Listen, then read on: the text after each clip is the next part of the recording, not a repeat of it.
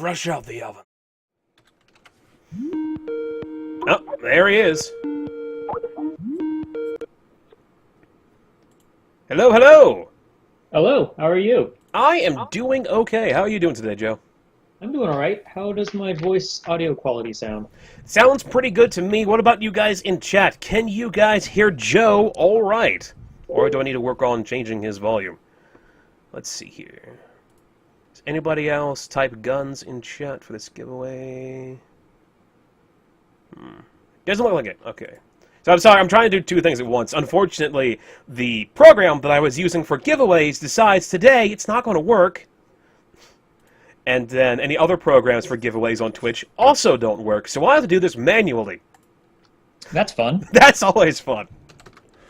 So I just moved my microphone closer to my face, so maybe that'll help my voice a little bit. Alright. You sound a Make bit my voice louder, so that should be fuzzy. good. Okay, so we have 3 people who are currently in the giveaway, so let's go into this. We'll put between 1 and 3. Generate. And person number 3 won. So Sin Cross has won a copy of Tower of Guns. I will write your name down in the Book of Winners, and at the end of the stream, I will then send you your key for the game. Now, these keys are Indie Game Stand keys, so you will have to use these on Indie Game Stand, and then you can go and download the game, I believe, through Steam or Desura or whatever options they have there. But you first have to redeem the key on Indie Game Stand and Cross before moving on. I think it's just Steam via Indie Game Stand. Yeah, I think on Indie Game Stand it just links up to a Steam key. Okay. So it will be Steam. Because I know that last week I was streaming Paper Sorcerer, and you could actually download the game straight from Indie Game Stand as a... Oh, kind of like yeah, an you can exe. do that too, I think, actually. I think there is a DRM-free build up on Indie Game Stand as well. So Alright. you do have that options, but I don't have Desura keys up there because I'm not on Desura. Right. I don't blame you for not being on Desura. Desura is kind of... I almost feel bad for Desura. I really do. Because they try Right. so hard. I mean, I've heard decent things about it from some fellow devs, but it's hard to manage all these different stores, man. Yeah, and there's new stuff going up all the time. There was, Right. There's Glyph that you were talking about to me a little while ago. There was just a new one. What is it, Ichi? There's itch.io. Yeah, that. Yeah, that's an interesting one. That one actually seemed really compelling because it's like the guy who organizes it doesn't take any cut at all. It's like just the developers selling their own games, which is kind of nice. Yeah, there's a lot of interesting stores out there, but of course you got to be careful with stuff like that. Green Man Gaming is another good one.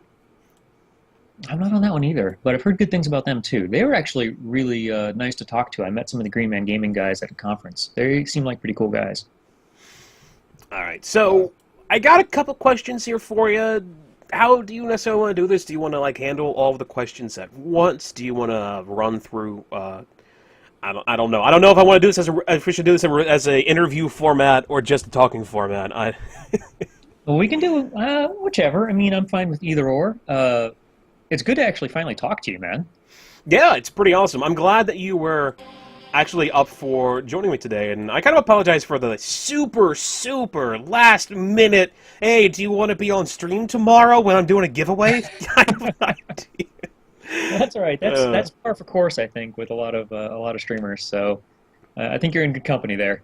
Alright, so I think what I'm going to do is I'm going to start the next run, which I actually had a couple people who told me a couple of runs they wanted me to do, and I believe the last one that I need to do is Peas and Carrots Pistol on Nightmare Mode with no dice roll, which is going to suck. Yeah, that may go quick. Okay. I did catch a bit of the stream earlier on, by the way, when you were trash talking the anti-inflad jelly. I'm sorry. I didn't mean it. But just like I was like, oh, man, maybe he doesn't know you can use it just like the ramp. And then at the very end, I came in again, and you got the ramp talking that too. It's just, they're not necessarily bad, it's just having more jumps, in my opinion, is better than either of them. Oh, absolutely, So, yeah, absolutely. Alright, so let's get this run going, and then we'll start off a couple questions I've got here that I've written down. Of course, if you have more questions that you would like me to ask Joe Mirabello from Terrible Posture Games while he's here on stream, tweet them at me. That is at MegaPiemanPhD, and use the hashtag TOG. That's hashtag TOG. So that way I will be able to actually write them down, and we can actually ask him and keep a nice ordered list instead of people just throwing random nonsense all the way through the chat. Alright. So, I'm not looking forward to playing Nightmare with the piece of carrots pistol, I'm telling you that. So I'm on a bit of a delay, so my responses to whatever you do in game are going to have a bit of a time delay. Okay, memories just because I'm watching the stream on another machine, so it's like when it gets down to that and then comes back to us. That's all right. Let's see if I can make Joe a bit louder. And then we'll turn the game down a little bit. Say something into your mic for me. Hello, hello. Is this loud enough? That should be good. Hopefully that's loud. Of course, let me know if I need to take about volumes. Volumes are a very, very easy fix. So if volumes need fixing, just tell me and I can fix them. The last thing I want to do is have bad volumes. It's a stigma with me. I absolutely despise bad volumes. I just trash-talked the pellet... Sorry, I'm reading the chat. Someone just trash-talked the pellet gun. Is that worse? The pellet gun is a pretty crappy The pellet gun is amazing, okay? It takes 8 shots to take down a spin bot. But... I counted. But, I think it does 1 damage, so you could actually figure out exactly how much health everything has. It actually works well when I'm using something like the crossbow, because the crossbow takes so long to reload, I can fire the pellet gun while I'm reloading the crossbow. Oh yeah, that makes sense. So you could just spam that key. I imagine that would be useful against a lot of the torp bots and quick flying enemies and stuff. Yeah. Where if you miss a shot, then... I was suggesting in the chat earlier that I should try to do a pellet gun only run. Oh, that would be frustrating. That would be if somebody could do it, that would be amazing. I can't imagine actually playing it though. All right. Yeah, I think the only way you'd want to do that, like maybe if you could rebind the key to the mouse key, the mouse button, so you don't have to like hit E all the time. Spamming it. Alright, so our first question here comes from Southern Swamp Frog. Our first batch of questions, actually. And he asks, is there a certain magic involved in making the Hugbots so adorable? I don't know the answer to that question, actually. I don't remember how I first designed them. They were kind of a throwaway enemy. And then Colleen, that's my wife, really liked them, so they ended up staying. And originally, they were supposed to get in your way and kind of be really annoying. And they do get in your way, kind of, but they're never in combat situations, so... and then they kind of became these, like, good guys over time. But I was thinking about the design, and they're kind of like E.T. or kind of like Wall-E in terms of, like, the proportions, so I wonder if I was, like, subconsciously influenced by that. Well, they do spawn. There is one room in the Foundry that the Hugbots actually will spawn in with other enemies. Oh, yeah. There are a couple of places where you can accidentally kill them because they'll spawn right next to a Bombot or something, or they'll spawn. But those rooms are fairly rare. Yeah. Of course, there's also Hugbot Alley, but there's no enemies in that one. Oh, that's true, yeah. Alright, so his next question is... Was it more difficult in making Tower of Guns, the coding, the art, or the general ideas, layouts, bosses, etc.? So what was the most difficult part about making Tower of Guns? Now, I remember you said that you actually were an artist for a while for other games, so I'd imagine that part was probably the easiest. Actually, yeah, I did almost all the art in like 2 or 3 weeks, with the exception of like the stuff that I had to add as I was building it, like future bosses and guns I added later and stuff. But the art went super fast. I was never worried about that. To be honest, man, the hardest thing about making this game was staying motivated. I was thinking about this the other day because I'll be giving a talk at Boston Postmortem, which is the local IDGA chapter. And I was trying to think about like what the hardest thing about the game was, and it was like just keeping myself excited about making it. And I think that releasing early access and having so many people play the game early on who were having a good time, kind of like that's the reason the game ever got finished. Did you do early access? I know you had beta builds available, but I don't remember if they were specifically like Steam early access builds. No, you're right. It wasn't Steam early access. It was just you could pick up the game through any game stand. They had it up, and then Humble Widgets had it, so people could buy it off of my website if they wanted to. Yeah, because the game was originally $5, at least when I was able to get my copy of it from Pixabite. Right. It stayed $5 for a long time. It actually dropped down to $1 for an indie game stand daily sale, like a pay what you want sale. Mm. And that was like super early on. You're talking about like version 0.1 or something like that. So there are a few people out there who got it for $1. But you know, they were taking it very early. I kind of looked at them as like early adopters, and so they shouldn't pay as much because the game may not be great. Right. And then, you know, the price gradually rose up. I added like $1 to the price every time I released a build. And then it ended up at 15. Right. So what kind of made you want to go to $15 instead of like $10 or $20 or something like that?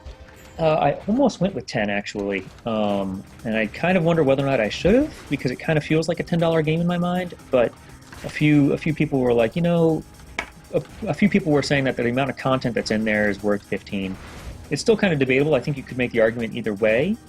And I could have gone to 20, I guess, too, by the same logic. Mm-hmm. So 15 just seemed kind of like a good middle of the road price compared to the other things that were out there in terms of other indie games. Right. It's kind of on par with the other indie FPSs such as Paranautical Activity and what was that one? Fancy Skulls and those other games like that. Those are around the $15 to $10 price. I think most of them are $10. Eldritch, I think, was 15. Yeah. I think Delver might have been 15 as well. Eldritch being 15 is a bit surprising because it's kind of the smallest roguelike FPS out of the ones that I've played. So, yeah, but 15 is definitely there's like a good price. an interesting amount of polish behind that game that like makes it really compelling. Yeah, I think it's pretty good. And they just added an update, added a whole new area into it, and it's horrifying, and I love it. Really? You're not talking about the snowy one, the winter area? They added a new area called the Asylum. You only get there by dying. Oh, I can do that. Yeah, it's the easiest place to get to in the whole game. It's interesting because it's mostly high score focused. So basically, how many souls can you say? I died. Save before you die. I was wondering, you got pretty far there. I made it to Dr. Turret. Talking with me while playing Nightmare. It's not bad. With the peas and carrots gun. Yeah. All right. So actually, since I died here, do you want to pick a loadout for me to try to use? Okay, I can pick out a loadout. You know what? Also, you could do if you wanted to. What build are you on? What version are you on? I would guess I'm on the last version that was put to Steam. I'm playing the Steam version. Okay, cool. Then you probably have some of the crazy modes that I've put in for various people who like to make, you know, the goofy YouTube videos. Oh yeah, I remember seeing a couple of those pop up in changelogs. Yeah, in a future run, if you want to try the floor is lava mode or backwards mode or something, let me know and I can give you the code for that. Just like silly modes. But for now, let's go with... What were you playing with before? You played with the peas and carrots pistol. What else have you done today? I did the crossbow and I did the mini LHC. And the mini LHC, okay. Let's go with the spike gun. Alright, the hedgehog. Yeah. And then let's go with Fire Force. Alright, the hedgehog doesn't do damage to yourself, I don't think. I don't think it does either, actually. Dice roll, on or off? Ooh, yeah, let's put it on. That's fun. I think that makes for a good time. It does. It adds a lot of really cool replayability. That's the thing that you really did well for Tower of Guns. Is a crap ton of replayability in this game. Well, thanks. I mean, that's the name of the game when it comes to these roguelike mashups. Is whatever you can do to make them as replayable as possible. Yeah. All right, so I look at it and I see all the stuff that I cut and all the stuff that didn't make it in. Like what? Was there anything specific that you had to cut that you really, really didn't want to? Oh yeah, there's whole levels that I never got around to building, whole guns that I never got around to building, tons of bad guys that I never built, and some that I did build and just I never got the behavior to be like how I wanted it to be. Oh yes, that reminds me in. Basically, like the first trailer of Tower of Guns, there was this huge drill machine with wheels. Yeah, that's one of them. That never made it into the game, which always surprised me because it was a huge part of the trailer. Yeah, it was fun to make enemy too. And actually, what's interesting is I made the texture for that, and then that enemy got cut, but every other monster uses that texture. So his texture art is still in the game. He's there in spirit. Used, like everything. So how come you had to cut a bunch of stuff? Was it really, really hard to have to cut this stuff? And now, there's probably a couple questions thrown in the mix, but now the game is actually out, do you have any thoughts about trying to put the stuff you cut back into the game? I thought about it, and some of it ended up making its way in. Like there were some secret stages that made their way into the game, and a couple of secret guns that made their way into the game since launch. But really, I needed to. I've been wanting to focus on what the next thing is going to be. So I haven't wanted to add in like whole new enemies, because the second I add an enemy, I have to go in and edit all of the levels in order to add that enemy to the spawn camps and stuff. So that's a little bit too severe of a change. At least for, you're talking 6 months after launch at this point. Yeah. But you've been doing a pretty good job at keeping updating the game, nonetheless. Well, thanks. I mean, there is stuff that I was able to add, and stuff, especially like the extra secret levels or the quick modes, the console modes, and more guns. There's been stuff that I can add that make the game wider, without having to go in and potentially create bugs. Right. So that brings up a question that I specifically want to ask you. What have you been up to since the release of Tower of Guns? As you said, it was about like 6 months ago, and even though that you've been updating the game every now and then, have you been up to anything specific, working on the next big project, or is that all still under wraps at this point in time? It's all still under wraps, so I can't talk much about that stuff. The next big project, which is not all that big. It's like I've been working on a lot of smaller projects instead of a big thing, and hopefully I'll release some of those smaller projects at some point. But I'm not quite comfortable talking about them yet. And I've actually been working on selling this game. I mean, it's really crazy how much work goes into marketing a game after you finished it. And that's been a huge time sink. Which is fun. I've certainly learned a lot, but it's amazing how much time it takes up. There was actually a question in here, if I can find it, and who asked it. Where's that? Okay, so Matt Baldo asks, other system ports coming. So, do you have any idea of porting Tower of Guns over to anything besides the PC, such as PS4, Xbox, Vita, DS, Game Gear, anything like that? Yeah, Game Gear. No. Put it on the N gauge. There you go. Right. Tower of Guns is coming to the TurboGrafx in 2015.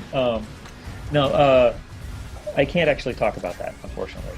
All right. We'll put a maybe under that one. Right. So I mean, read into that what you want, but I can't talk about that right now, unfortunately. But maybe soon I'll be able to say more. I had no idea this secret was here in this room when I just backed into it. Okay. Where are you? I'm in the Foundry. I was hoping you'd get the Foundry. Now you've got the no environment damage thing. Yeah, that's right. You can go swimming. I love the way the Foundry is basically my favorite place to go in this whole game, just because the pouring lava looks so freaking awesome. Thanks. And you also get the Tremors spikes all over the place spinning around, which are really awesome. The Tremor spikes? Oh, you mean like the yeah. They remind me of the mouths of the Tremors worms.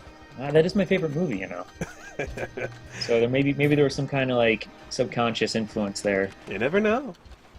My basic design philosophy for the entire game was, how would an 8-year-old make this game? It works. I love it. That's what it's known for. Yeah. It's not afraid to have fun, which is the main thing that I like to see in games nowadays. There's been this big push with recent games to be like almost always extremely serious. You're seeing it less now. It's going back to more fun related. But there was this big push the past couple of years to be like really, really serious all the time. And, oh yeah, and it's boring. Yeah. I mean, it's okay to have a couple of games like that, but the problem is I think that a lot of the like super serious games end up being really cheesy anyway. So you might as well not take yourself seriously if you don't have good storytelling skills. You don't want to end up like House of the Dead, where they do everything straight-faced and it's all horrible. Really, really horrible. But see, then they made are those the same guys who made Typing of the Dead Next, which is like then they such a weird idea. Self-parodied themselves. They have to know that they're being it has to be a self-parody. Yeah. I don't know. I feel like, especially since I was a single developer with this. I mean, I did have like my brother helping out with music, but I pretty much figured I could go with whatever, and I wanted to make a game that was silly and like the kind of game like I would have made when I was like 8 if I had known how to make games when I was 8. Mm. And and the first thing that came to mind was something with a lot of bullets and something with a lot of spikes. So guess what? There's a lot of in Tower of Guns. Well, it's a really cool idea because it's kind of like a first-person bullet hell, which is not something you really see that I can think of. I can't really think of anything that's basically a first-person bullet hell game outside of Tower of Guns. There's probably some. I mean, that actually, I think if the bullets were faster, I don't think it would work. I think it's because the bullets travel slow. Mm. It's you're able to kind of dance in and out of them, and I think that's what makes it fun. I think that because it's kind of like platforming in a first-person shooter. You normally don't get away with platforming, but there's tons of like jumping and navigating around crazy platforms in Tower of Guns because you have so many different like ways to avoid messing up a jump, whether or not you've got extra jumps or you've got boost cubes or you've got items like the anti-inflate jelly that you can use to help you get to corners, the ramp, to jump at all. All the things you don't like.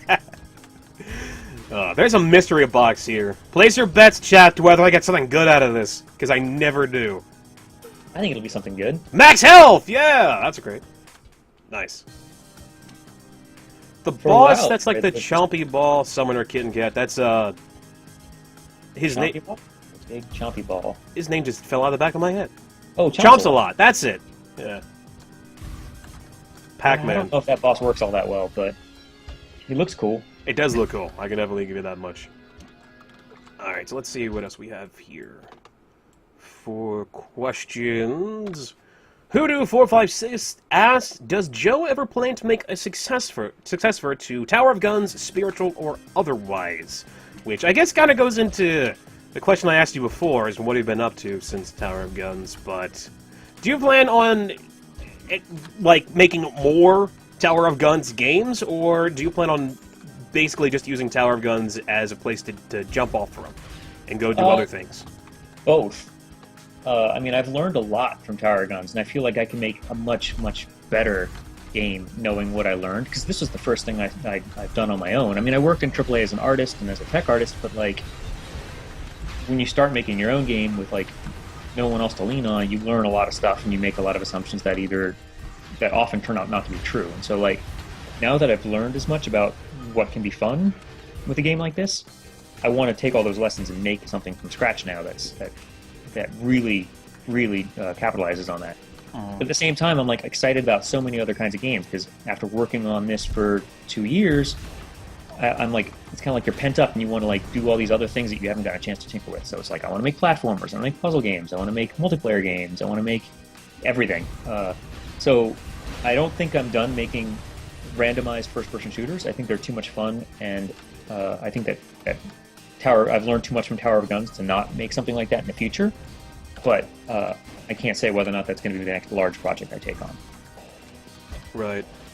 But Tower of Guns doesn't really have necessarily, like, a universe or world. It kind of has a universe and a world of its own, but it doesn't really. I know there are some developers out there who have the idea, like, all of their games are in the exact same universe. Do you have any ideas of that for Tower of Guns, or is Tower of Guns world too randomized for anything like that? That's a weird question. Sorry about that. The Tower of Guns world is really, really randomized, and like purposefully so. But I still think there's like this cohesive, like, I don't know, not taking itself seriously kind of world. And you could probably, I don't know, man. That's a tough question. I like it being this weird thing where you never are sure what you're gonna get. There's what I'm supposed to be shooting at. Okay. Oh, the centerpiece. Are you in the spike room? I'm in the spike room, and I couldn't find. It's obviously just in the middle of the room, in the most obvious place to find, and I couldn't find it. Oh, was it like right above you? Yeah, the whole time. Yeah. Oh. Yeah, that's a tough question about the lore of Tower Guns, and I don't know if I could tell you. I just was going with what I thought would be funny or fun, and what I thought would be, like, help replayability. Well, it's good that you got the no environment damage with Foundry. You were able to just kind of sit there and hang out in the lava without a worry. Yeah, Fire Force is a very, very situational power-up. I don't take it a lot, because it kind of, if you don't get the Foundry, it's not as useful as it could be, because it's best on the Foundry and best in the Sanctuary, or the Sanctum. Oh, so there's something, that's something I should mention, is that, like, that's an example of one of the things that I had to cut, was there's a whole nother level that I wanted to do that had more environmental damage as well. So, like, things like that would have helped keep it a little more relevant. Right. Oh, man, the warehouse. I always get lost in this level. I don't know what it is about this level. I know you put arrows all over the place in this level, but I still manage to get lost every time. Yeah, it's the darkness there, and everything's being red. I think if I had made a little bit more... Like, these are kind of lessons that you learn when you make a game. Like, I think if I had had one more color of the walls to kind of help you get oriented in a room, like, every wall is the same color in the warehouse, and that kind of makes it hard to orient yourself. That reminds me, the warehouse was originally called the Armory. Any specific reason why you changed the name? Yeah, I didn't feel like I had enough, like, guns in there for it to be called the Armory. If you look, there's still walls that are made out of giant bullets. Yes, like, they are. They're just huge clips, which is amazing. Yeah, huge clips or bandoliers or, like chain gun cylinders of bullets. But yeah, I don't know. There wasn't enough, like giant barrels of giant gun barrels as walls for me to feel like it deserved the name Armory. Especially since the entire thing is kind of like an armory. True, very true. Since the whole thing. So one question I've always wondered about the Tower of Guns: does the Tower of Guns manufacture the guns that are in it? That's a good question. I don't know.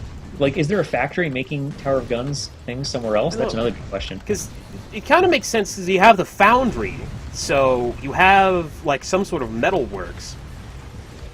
And you have logistics where things could be programmed. You have almost like this thing set up where the Tower of Guns could build onto itself and keep making extra guns. Yeah.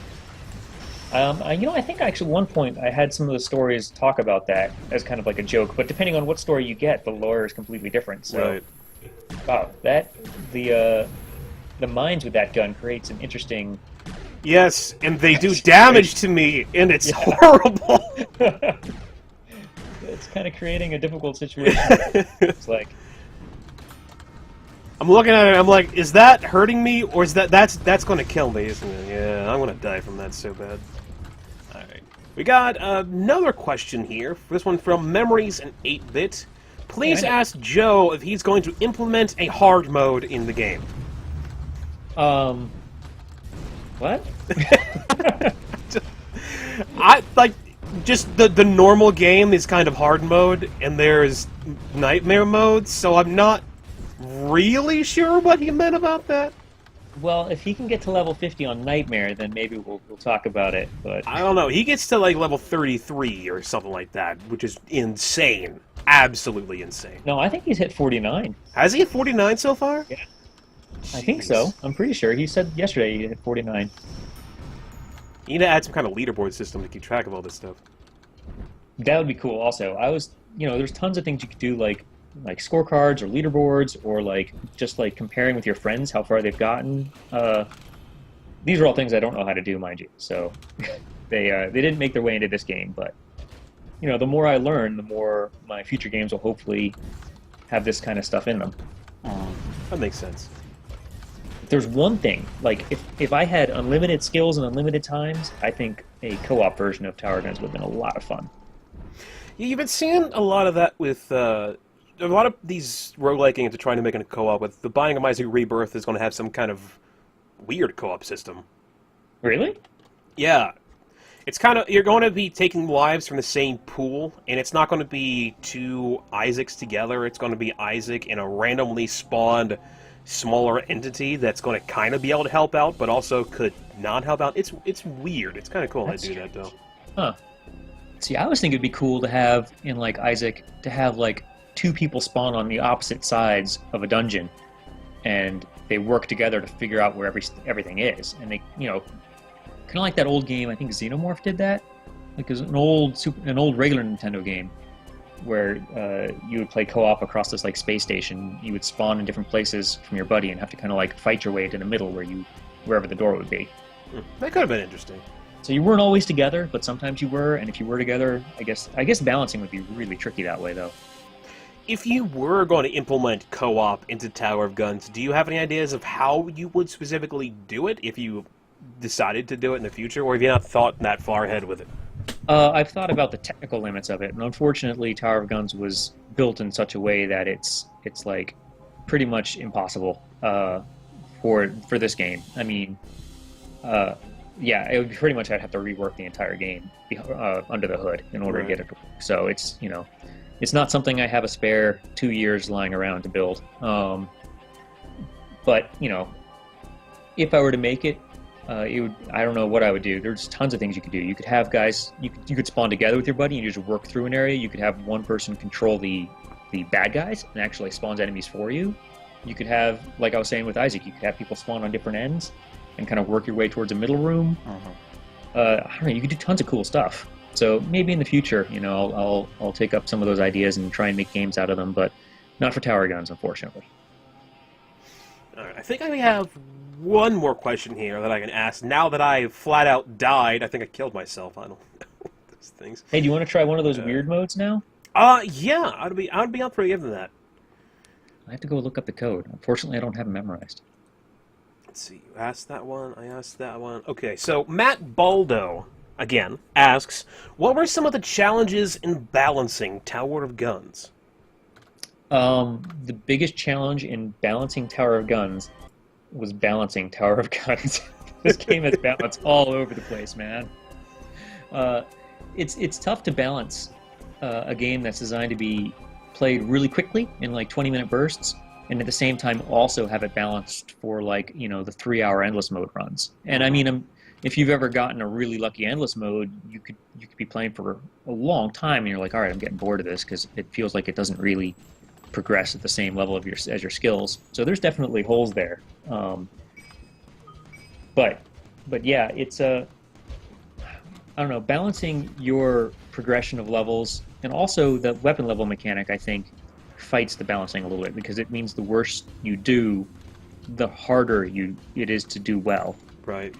So when things start going bad, they can very easily continuously go bad. Right, exactly. It's very easy to tailspin in the game. So I think that I was really interested in that leveling mechanic because I really enjoyed it in Cave Story. And so I was like, I want to make a game that does that same mechanic to see if that can be explored a little more.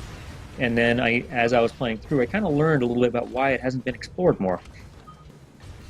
It's difficult. Yes, it's difficult and it's also punishing, which actually I think fits a roguelike genre really well, a roguelike mashup really well, because you kind of having the game be punishing at times isn't terrible. I feel like in any kind of game that's not randomized, in any kind of game that's not like you never know really what to expect, I don't feel like that leveling mechanic would work quite as well. Oh crap! I forgot I got a randomized thing, so every time I jump, I break my legs. Oh, you got the hot foot mode? I got the painful landing from the dice so roll. Do you actually want to try hot foot mode with this run? You know what? We can do it. Since I have painful landing, it'll let me know when I do it wrong. I don't know. I have the hedgehog equipped. Is that going to work with the hedgehog? Oh, probably not. Okay. So I can actually work our way out of that. Yeah, actually, when you leave this room, are you leaving this room right now? I closed the run. Oh, okay, all right. So, do you have the console enabled? Because you'll need that for a couple of these modes. I thought I did. You use the tilde key, right? Yeah. Yep. Dynamic shadows, bloom, enable console, enabled. There we go. Demo mode. I didn't notice that was in here. That's just the first level over and over again. It makes it easy for me to show the game off at conferences and stuff. Or if you're in like a party situation, putting on demo mode with Nightmare actually ends up being really fun. So I left it in there in the options in case people wanted to tinker with it. Oh, that for some reason put the game in a full screen. That's weird. There we go. Okay, they should be back. Okay. I gotta keep these in windowed mode because I only have one monitor, so my monitor is literally filled with 15 different windows covering 15 different things. Ah. It's yeah, it's a fun time. So what do you what would be the best to use? For this mode, or you want to do hotfoot mode? Yeah, let's do it. Let's try it out. Okay, so I would pick a gun that fires fast. Alright, so the Egon's Pride? Probably be the best one. Go with Egon's Pride. Anything specific for perks? Let's see. I would go with Nightmare. Okay! We're doing it! I'm gonna die in room 1. I'm gonna die in room 1. I'm gonna die to the hug bots. That's how bad Nightmare is. Okay. Well, on Hotfoot mode, I've never gotten past like the second level, especially not with Nightmare mode. With Nightmare on, like I am terrible at Hotfoot mode. Who was it that you... A couple of these modes you actually made based around specific people's playstyle. Do you remember who it was that you made this specific mode around? I do not, actually. I don't remember. There's a lot of things that I pick up just from like either watching videos of people playing the game or from people who make comments on Steam, and I never remember where they came from. Like a couple of the creatures' names have weird names that I like. Somebody called it that at one point, and I was like, that sounds like a good name for that creature. I'm going with it. And I can never remember like who came up with it originally. Like the Betty turret is one of those. Yeah, because Betty's turret's kind of a strange name since it doesn't really seem to have anything to do with what it does. It doesn't at all. And I was like, I kind of like it for that because it's just like that's the Betty turret. Well, my it name just for is. It was like it was better than my name for it, which was Energy Turret 01, which is a terrible name. So you type in TOG_IMLAME. Tog, I am lame. Serious? Yep. That's hilarious. That's how all the cheats in Tower Guns are prefaced with this. Does it have to be capitalized? I don't know, actually. Let me see. The way that it is in the code is that T is capitalized, and then the I is capitalized, and then the L is capitalized. Alright, we'll do it that way, just to be on the safe side. And then space. And then the name of the mode is Hotfoot. Just type in Hotfoot. Alright, I got some money. It is now enabled. Now, what did I just enable? You just enabled Hotfoot mode, which is basically that painful landings thing that you had. But you should have gotten a bunch of jumps out of it, too. I did. I got a crap ton of jumps. Right. I think you have 99 jumps. You might have 999. That's a lot of... You have a lot.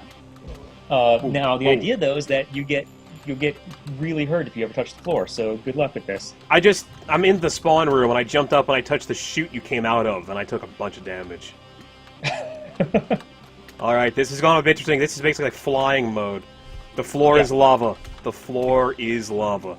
It is the floor is lava mode. I mean, there's a reason I didn't put this mode in the full game, because it's kind of absurd. But for people who like to have weird games... I kind of like this, just being able to just jump all over the place. It's really cool. Oh, that's right, you put it on Nightmare, and I still have dice roll enabled. And I'm dead! I'm dead automatically.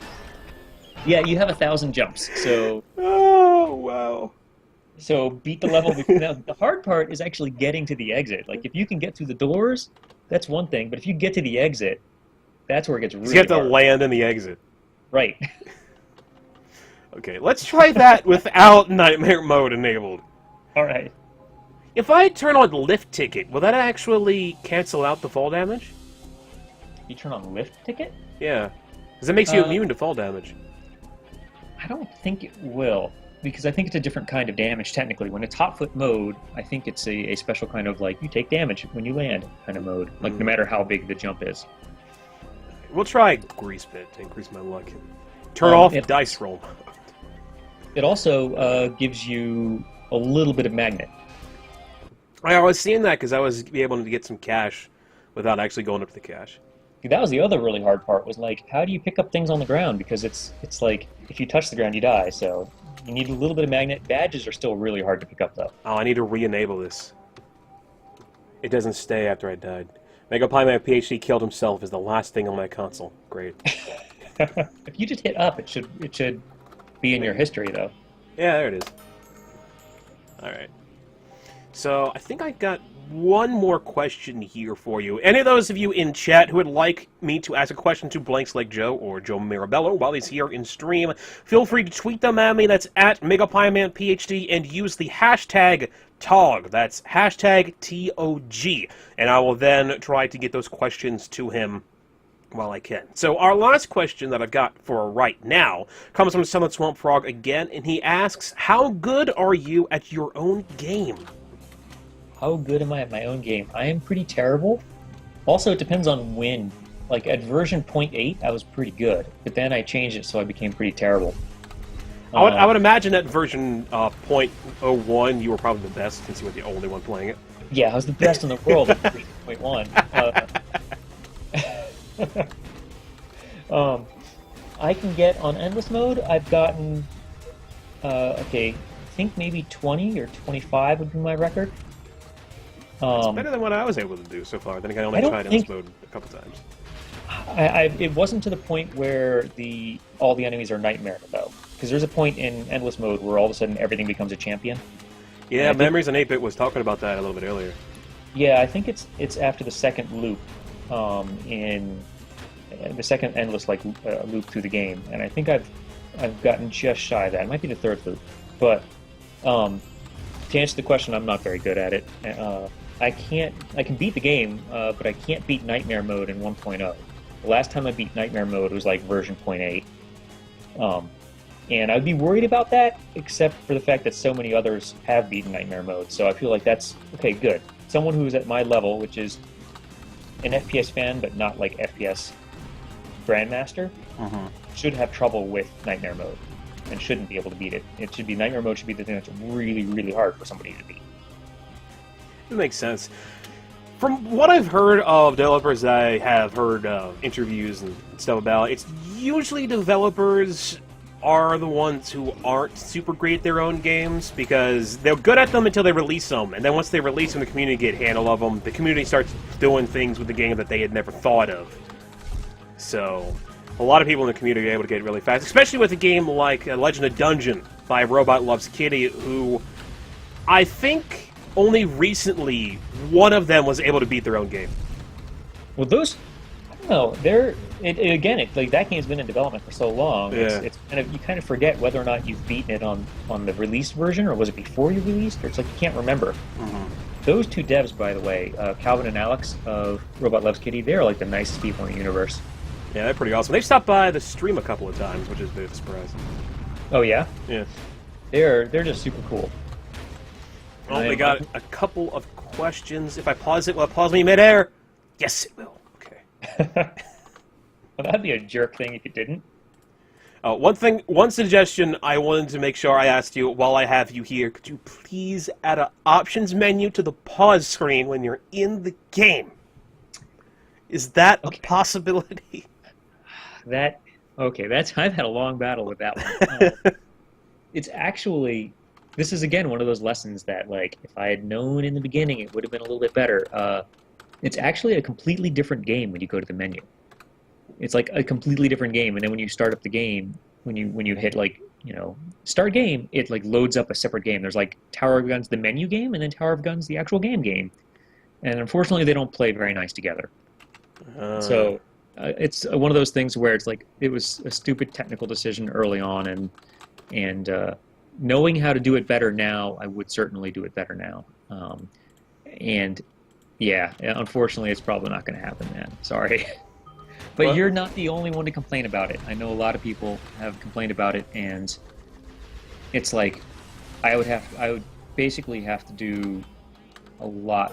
Like, some of the stuff I did to get the menu to work right with mouse and such doesn't play with the main game at all. Same reason when you hit escape, you have no mouse cursor. Right. So, I mean, I've kind of learned a little bit more about how I would do it now, but it's similar to multiplayer. It's like one of those things that I should have made the decision on way early in the game in order to do it right. And And unfortunately, in the beginning of Tower of Guns, I was making decisions based off of what I knew I could actually get done, which is probably smart at the time. Because if I had gone through and tried to make a multiplayer game, there's a good chance I would have never finished the game at all. Right. So I basically made a game I thought that I could finish. But there are some decisions early on that I made that have really bitten me in the ass, and that would be one of them. Well, it makes sense. Having an explanation helps out quite a bit when it comes to... Oh, there we go. I think I still took damage when I landed in that. Dang it. I definitely do sympathize with people who are like, no, that's not fun, and they're right. I agree. I feel like that's a lesson that I can take forward to my next games, and hopefully I will never have a pause menu without options again. Hopefully. We'll see.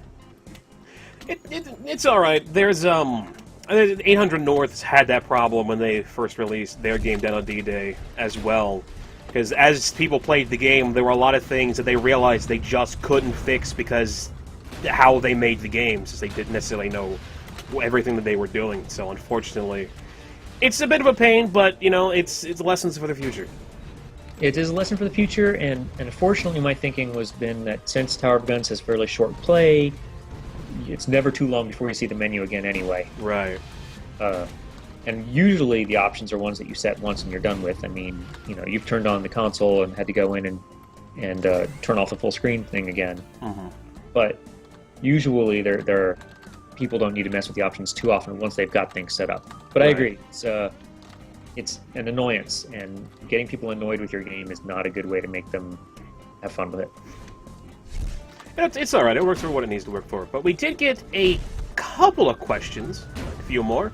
Let's see here. We have a question from Frank L, who asks, can you ask Joe what his early gaming influences were? What he enjoyed playing back in the day? Oh, sure. That's easy. So it was a lot of first-person shooters, you might imagine. I played a lot of Doom and a lot of Quake, and actually the game that I was big on was a game called Dark Forces, which was the Star Wars universe Doom clone. But that game has some of the best level design I think ever made. But I played a lot of Deus Ex and a lot of Thief, and I love No One Lives Forever. All these first-person shooters, Half-Life, of course. But yeah, I think if I were to name one game that had influenced me in terms of first-person shooters, it would be Dark Forces.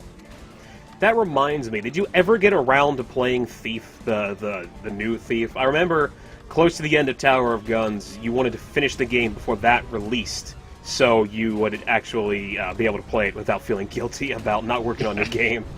And I did play it, but I never finished it because I couldn't. I got maybe 3 hours into it, and then I was just like, man, I'm not feeling this. I don't know what about it. Maybe the level design is a little too linear. I'm not sure. I wasn't having as much fun with it. However, what does feel like a Thief game is Dishonored. I just started playing that. Dishonored is a fantastic game. Yeah, that's that might as well be a Thief game. It's so many of the decisions they made in terms of level design and the layout and the decisions you make, it feels like a Thief game. I'm not usually too big into stealth games, but I really, really like Dishonored. So, as someone who's not a big fan of the stealth genre, saying that, you can definitely make sure that that's a pretty well put together title. The original Thief games, I feel like they're a little overrated and underrated at the same time. Nobody played them, but those that did think they were a little bit better than they actually were. I loved the Thief games, but there are some examples of terrible level design in those games.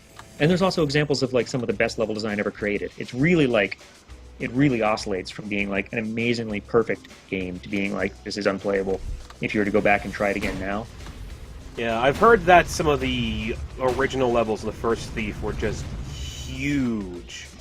Right, which was awesome. But there were some that were huge and impossible to navigate, and the one place you needed to go was this tiny unmarked gatehouse. And so you'd wander around the level for 4 hours. That's not as much fun. But then they also, I think back about some of my favorite moments in gaming, and they're from those two games, the original two Thief games. And I'm they're just some levels that are just sublimely made. So it really is a mixed bag. I think they're worth playing, for sure. And they were hugely influential on me. But, obviously Tower of Guns isn't a stealth game, so right. not necessarily as influential on TOG. That's one of the things that always makes me wonder about Thief, is I don't know if you would necessarily call it a first-person shooter, even though it's in first person. It's because you don't do a lot of shooting. No, they called it a first-person sneaker when it came out. It sounds kind of... I'm not gonna lie, that sounds kind of... a little bit... That doesn't sound as good as first-person shooter. No, it doesn't. But that was what they were calling it, first-person sneaker. Someone, I think, I just saw the chat go by. Someone asked if I'd ever played Blood or Shogo. I never did play Shogo, but I did play Blood, which I thought was silly and fun. Both of those games are on Steam now, the Blood games. I've been wanting to check them out for a while. I think I got Blood 2 on GOG to check it out, and I couldn't run it because it was such an old game. Maybe if it's on Steam, there will be a Dropbox integration of it or something like that. Something like DOSBox. Not a Dropbox, a DOSBox. I mean, yeah. Thanks. That's what they use for Doom. So. Right, which works pretty well. I mean, for the most part, I've had no problem getting GOG games to run with a little bit of internet sleuthing. And nowadays, they might actually have, because they've got an actual launcher now, they might actually have the integration of a lot of stuff right then and there, you know, like in that launcher. Right. But, you know, that's a gamble you take when you're buying a game that's 15 years old. Very, very true. And it's pretty cool when you see the people who are so dedicated to these games that are there constantly, every time there's a new operating system coming out, they're constantly finding out ways to make sure that they run properly. Yeah, see, I wish that I wish that somebody would release the No One Lives Forever games again, because I would totally buy them again and play them again. But, like, I don't even know where my original discs are anymore of those games. You never know. There's been a lot of old games coming out on Steam. Raiden 3 just came out on Steam yesterday. What is that? That is a old arcade shmup. So, you know, Carmageddon just came out on Steam too. Yeah, Carmageddon 2 is on Steam now. And they've got the Carmageddon that's on Early Access, which is... I think if you get the Early Access one, you get Carmageddon 1 and 2 on Steam for free. Hey, with Hotfoot mode, you can jump around to get all the secrets you couldn't otherwise. Right. It's difficult, though, because they're all in small corridors. Yeah. Yeah, you can't really land on the secret, but... No, you can try and get it. Get it. Get it! Come on! Get the... Oh my goodness. See, now you can see why I didn't add this as a main game mode. Getting one badge is the hardest thing to do. There we go. And I did hit the floor. Nice. Alright, so we have one last question here from Fridge Master. Did Joe get his inspiration from the twerps from the Daleks in Doctor Who? I did not. Where did I get the inspiration for those guys from? I can't remember, actually. I think I was just coming up with shapes. Here's the weird thing about Tower of Gun's bad guys, is that a lot of them use the same texture. And so I would have the texture beforehand, and I would model fun shapes that just kind of fit the texture. Mm-hmm. So it was really a hacky way to make enemies, but it ended up being super optimized. Like, there's actually a fairly small art budget in this game. And it was because of the method I used to generate assets. But yeah, like, I think that it was just kind of like me playing around with, like, the modeling tools and being like, what can I do with this texture to make something interesting? And then those little annoying guys were born. And they are by far one of the most annoying enemies in the entire game. Yeah, especially, I was when I was playing with the crossbow earlier, I just was getting masses of those things showing up in front of me, and I take them all out one at a time. That's it. You know, I look at them as kind of like a certain guns do really well against them. Like the spike ball launcher does amazing against them. Yeah. Egon's Pride's not too bad with them. Things that either fire really fast or fire with, kind of a spread or an AoE damage. All of a sudden, clouds of torque bots are like no problem. But I look at them as kind of filling a gap where, like, the crossbow has very few weaknesses other than its slow firing rate. But torque bots are like a big nuisance if you're running with that gun. So there's kind of a place for them. I like how you called it a cloud of twerp bots, and I'm going to refer to it as that from now on. We've got a cuddle of hug bots. I remember someone said that. We got a cloud of twerp bots. I might actually be able to make it to the boss of this place. That is going to be pretty ridiculous. well with this hotfoot mode. Don't say that! I just got shot in the face. Well, you've got rapid fire with the Egon's Pride. Yeah. You're probably getting some kickback from that too. Oh, that's right. I forgot I got rapid fire. So if you're ever about to land, just start firing down as well. Ooh, I gotta play something. I love how you can just make a jetpack gun in this game. It is... You can never go wrong with jetpacks, and when you can have a gun that's basically a jetpack, it's amazing. Well, that's like part of the line of thinking of like everyone's always like, you know, you need to have the jump perk in order to reach all the secrets, and there's a lot of different ways to get to corners in the level, so I don't know if that's true. Like, there are, you know, having multiple jumps is always a good thing, but I don't think you're that... I think there's a lot of different ways, even if you don't have jumps, to get to some secrets. And of course, it depends, because sometimes you have to decide whether trying to get to that secret is worth any damage you'll take from, like, killing yourself and any stuff like that. Absolutely, especially if you're trying to, like, rocket launch up there, or if you're trying to, like, I don't know, boost yourself with a boost cube, or... I mean, the game definitely is beholden to the number of jumps you have. That's definitely true, but I don't think that it's unfair if you don't have the jump perk. Right. I mean, there's a lot of other reasons the game is unfair, but you know, just because it's not fair doesn't mean it's necessarily a bad game, though. well, that's true. And I mean, I feel like the roguelike mashups that we're seeing now, they can get away with being a little bit more unfair. They can get away with having more balanced oscillations because they're single player and you have just as many good luck sections. Well, not maybe just as many, but you have a lot of good sections of good luck to make up for the sections of bad luck. Right. Fridge Master, I think what killed me was a fire mine that was shot on the roof by Lantern of Fullest. Am I saying that right? I've always wanted to know if I'm saying his name right. Dude, I don't know, man. Is it Lanternophilus or Lanternophilus? I've heard both. I have always said the Lantern of Fullest because that's what it looks like. I wrote it down, and I didn't think about it having to ever say it out loud. So whatever works. I know the enemy you're talking about. So yeah, the Lantern enemy. Right, the Lantern boss. That's not the Snow Globe Bros. But it's kind of interesting that you have both Lantern of Fullest and the Snow Globe Bros, because they're both very similar. It's just the Snow Globe Bros usually show up in tubes. They are similar. The Snow Globe Bros spit out mines rather than fire mines, which are, I think, worse, because, you know, the fire mine you can dip in and out of and just take 1 or 2 damage, and you're like, okay, I'm alright. Mm-hmm. But if you go within the range of a mine, it's like an explosion, and you take radius damage immediately. Right. So I think that the Snow Globe Brothers are a little bit more dangerous. But yeah, I mean, they are similar. I mean, that's kind of the way a lot of the building of tower guns win, where I would take an enemy, like Grandpa Napoleon is very similar to the smaller Napoleon, it's just a beefier version. Or, well, I guess Mama Spinbot's pretty different than regular Spinbots. Yeah, she fires grenades. That's true. They're horrifying. Maybe we should add grenades to the rest of the game. Give everyone grenades.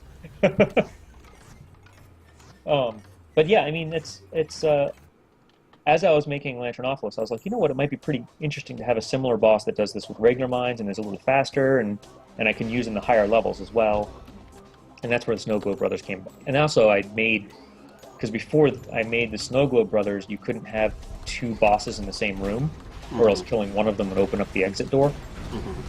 And so once I got that to work, I was like, oh, all right, cool, we can spawn 2 of these, or 3 of these, or maybe we can have whole levels with just, like, multiple bosses, or... I began going a little crazy with that. Whole levels with multiple bosses, so Bullet Central, basically.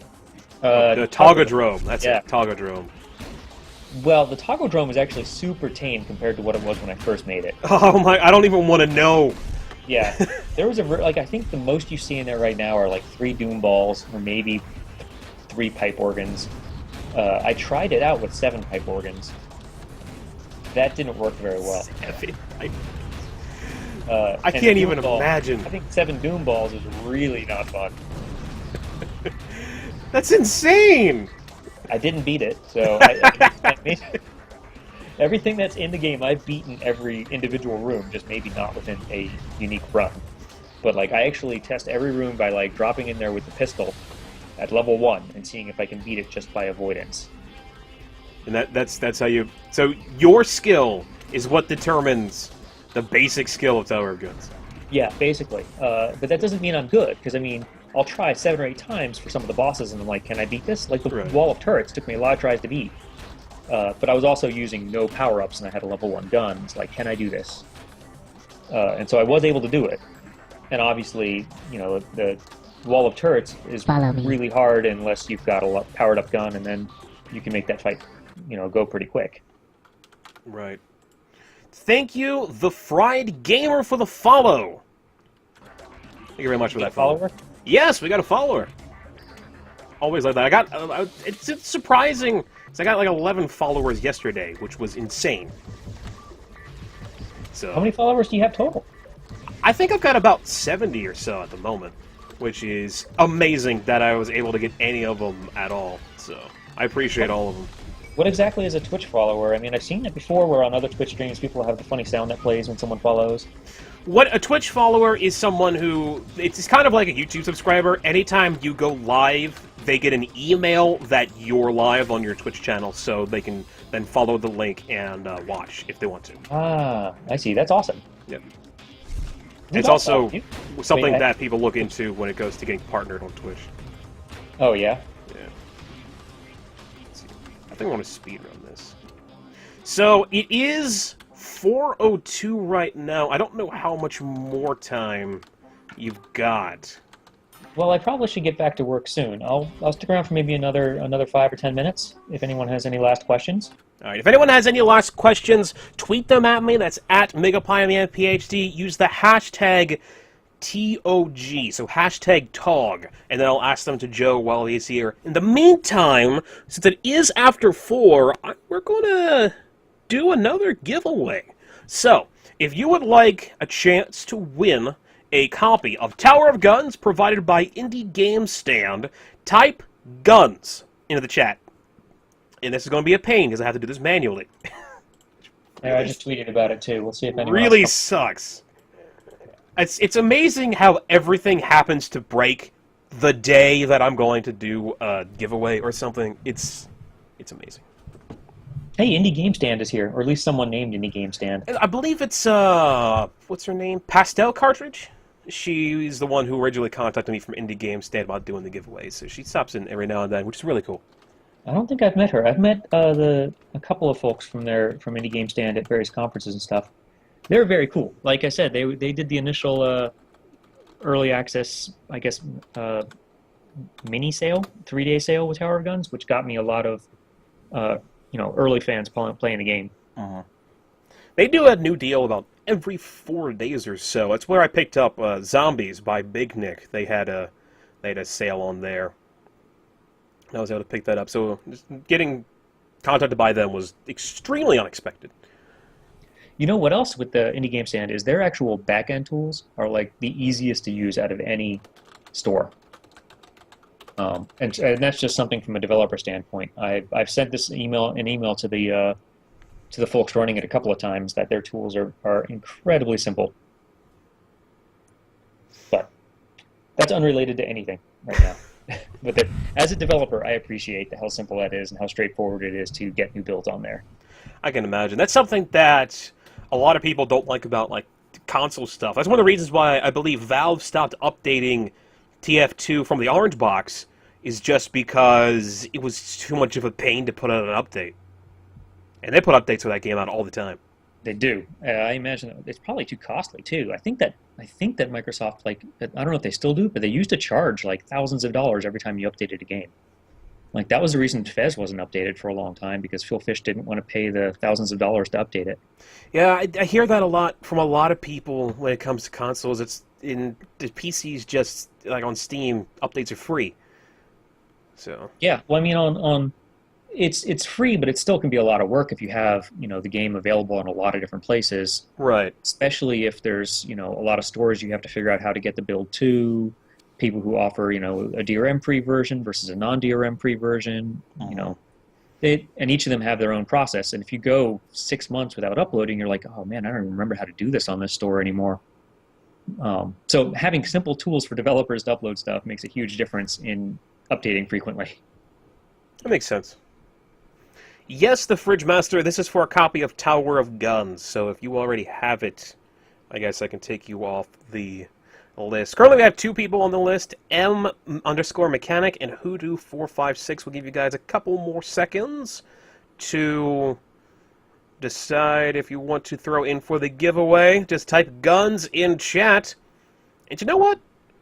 I think we'll have our guest Joe pick a random number to be who will win. -1. You'll have to tell me when you close it off. Tell me how many numbers total you have, or are you closing it off now? I'm giving them a few more seconds to see if anybody wants to throw things in chat. There are a lot of names that I actually don't recognize in chat, which is always cool to see. Hopefully some of these people will stand around. Hey, Wanderbot just retweeted. So I've talked to you now, finally. Wanderbot I have to talk to someday, too, because he's done like 50 videos as well, or more than that. Yeah. From what I saw, he's got like 100 and some videos of Tower of Guns, which... It's amazing. Like, somebody has played, or somebody has made 100 videos of my game. That's insane. Oh, like, you've made like 40 or 50 of them at this point, right? Yeah, I'm at 57. I'm working my way there. I've got more to upload.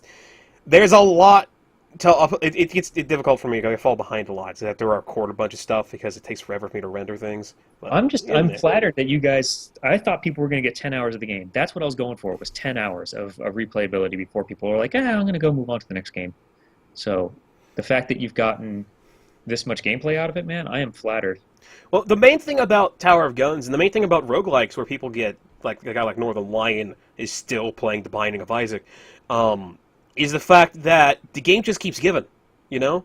It just but I consider doesn't Binding stop giving. A much more complete game than Tower of Guns, man. That is, like, Binding of Isaac is a sublimely made game. But yeah, anyway, thanks for making all these videos. I'm very grateful for you and all the other people who contribute to the TOG community. Yeah, no problem. Alright, no one else has thrown up a gun, so I guess we'll break it off there. So pick a number between 1 and 2. 1 and 2. Let's just grab a coin off my desk, and heads will be 1 and tails will be 2. Alright, this I just picked up, and it's heads. What was that? 1? 1. Was that 1? Alright, so M_Maniac is the winner of the second copy of Tower of Guns for today. Congratulations, M_Maniac. After the stream is over, I will then send you your key. This is a Indie Game Stand key, so you will then go redeem the key on Indie Game Stand, and then you can download it from either Steam or DRM free, I believe is what you said, is on Indie Game Stand. I think so, yeah. I'd have to check. I can't remember if it's only the pre-order people who have the DRM pre-built, but I'm pretty sure the regular Indie Game Stand sales have the DRM pre-built as well. I'm like 95% sure. Yes. But yeah, there's the Steam key on there as well. I know there's people like Memories and 8-Bit who are completely against DRM. But, that's all right. It's your own decisions. Like, yeah, I mean, I'm against DRM. Steam adds an awful lot of value added, though, between the organizing all of the games. So I think that now that GOG's got that client, I think that that's pretty handy.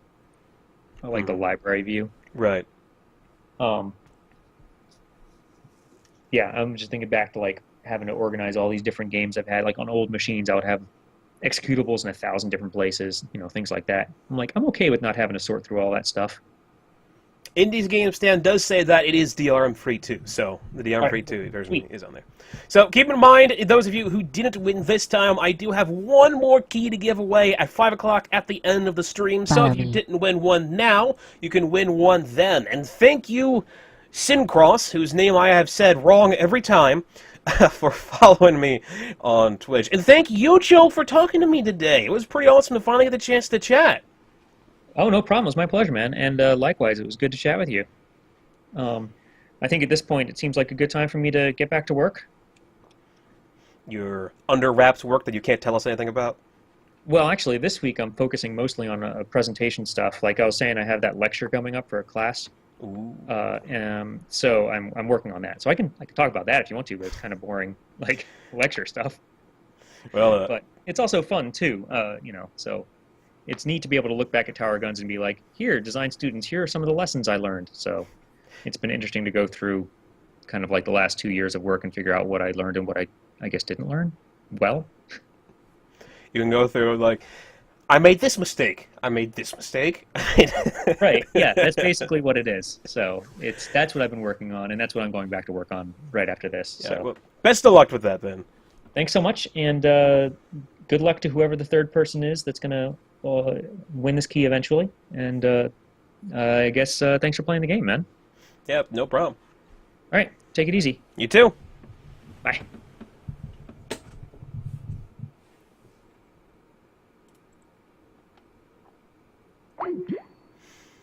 All right, well, that was it for talking to Joe Mirabello, developer of Tower of Guns, today. But the stream continues until 5 o'clock p.m. Eastern Standard Time. At 5 o'clock p.m. Eastern Standard Time, there will be another chance to try to win a copy of this game, Tower of Guns, if you haven't won yet. Thank you again very, very much, Joe, for stopping by today. It was great to be able to talk to him, and it was great to be able to get some of the questions done. And thank you, people in chat, who sent in questions to be asked. Even though we didn't get a crap ton of questions, we did get some pretty good ones while we're in there. So I appreciate anyone who sent in any of those questions and has been retweeting the stream. So let's get back to it, shall we?